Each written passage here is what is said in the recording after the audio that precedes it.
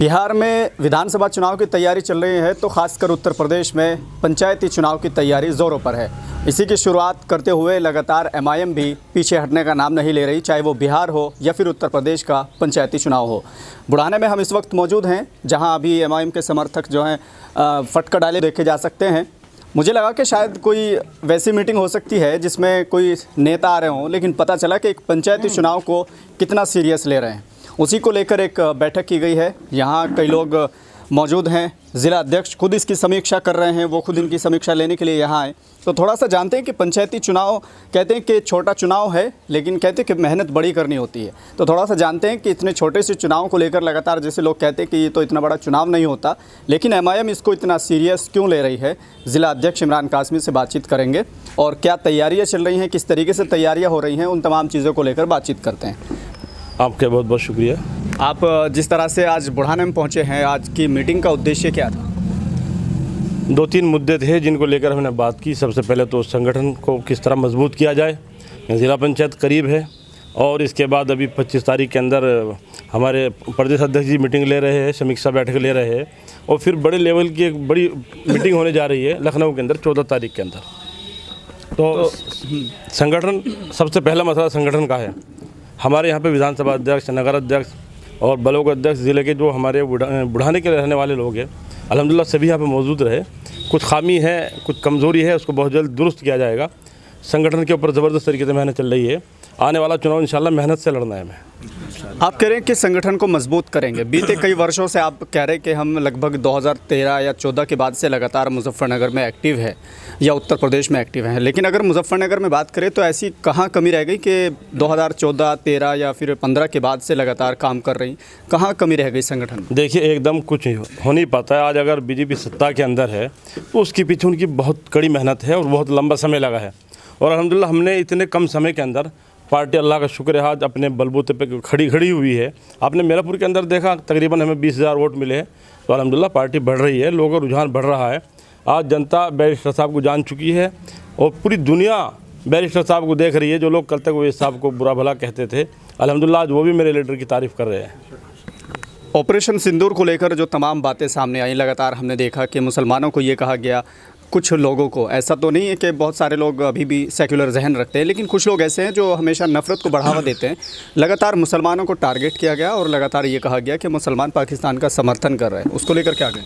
वो तो साफ जाहिर नज़र आ रहा है। आपने कल भी देखा होगा कि न्यूज़ चल रही है, वो शायद उन्हीं की बहन होगी जिसको कल तक ये आतंकवादी की बहन कहते थे। जिस तरह उन्होंने सोफिया के ऊपर इल्ज़ाम लगाया, अब ये लोग क्या कहना चाहेंगे? जो हमारे मुल्क के अंदर हालांकि चंद फीसद लोग हैं, कोई भी मज़हब ये नहीं चाहता कि उस मज़हब के अंदर इस तरह के लोग पैदा हो या दूसरे मज़हब के ऊपर उल्टी सीधी टिप्पणी की जाए, लेकिन हमारे मुल्क के अंदर चंद फीसद लोग ऐसे हैं जो आए दिन नफ़रत फैला रहे हैं, क्योंकि इनकी राजनीति की जो बुनियाद है वो नफ़रत के ऊपर है। लेकिन अल्हम्दुलिल्लाह अब वो सारी चीज़ें ख़त्म होने वाली है। लोग बैरिस्टर साहब को पसंद कर रहे हैं और हम लोग संविधान को आगे लेकर प्यार मोहब्बत से अपनी पार्टी को आगे बढ़ाने का काम कर रहे हैं। एक तरफ मध्य प्रदेश के मंत्री हैं, उनका बयान था कर्नल सोफिया को लेकर, और एक तरफ अली खान जो एक प्रोफेसर हैं अली खान, उनको अरेस्ट कर लिया गया है, और एक तरफ बीजेपी के मंत्री हैं वो लगातार आज़ाद घूम रहे हैं। इसको लेकर आप क्या कहें? वो इसलिए अरेस्ट किए गए क्योंकि वो खान थे, उनके नाम में लफ्ज़ मुस्लिम लगा हुआ था। हालांकि हम कहते हैं अगर कोई गलत काम कर रहा है, कोई मुजरिम है, वो मुजरिम है। वो हिंदू हो, मुसलमान हो, किसी भी समुदाय से ताल्लुक़ रखने वाला क्यों ना हो, मुजरिम है।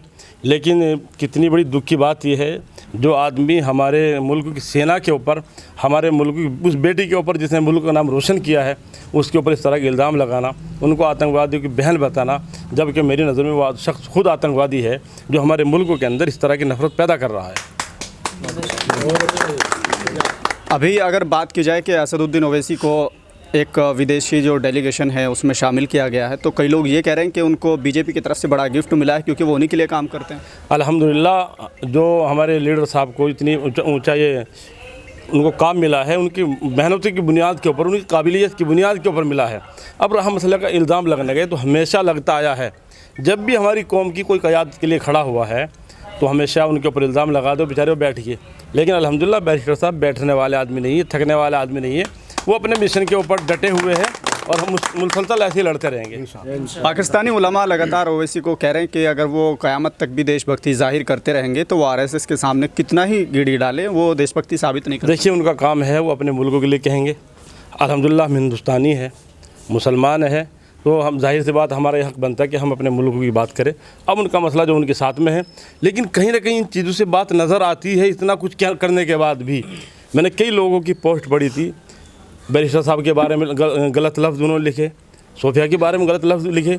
तो ये हमारे मुल्क के अंदर जो आतंकवादी है, जो दिमाग की तरह मुल्कों को नीचे से। विधानसभा अध्यक्ष आज़म फारूकी साहब कैसे देख रहे हैं पूरा इस चुनाव को लेकर? लगातार जिस तरह से हम देख रहे हैं कि मीटिंगें चल रही हैं, इतना बड़ा चुनाव तो नहीं है जितना आपने सीरियस। देखिए, जो हमारे जिला जज साहब ने कहा है, सबसे पहले जो हमें अपनी खामी को दूर करना है, संगठन पर मेहनत करनी है और इंशाअल्लाह हम संगठन में मेहनत कर भी रहे हैं और इंशाअल्लाह आगे भी करते रहेंगे और इंशाअल्लाह मजबूती से लड़ेंगे जिला पंचायत चुनाव बुढ़ाना विधानसभा के अंदर।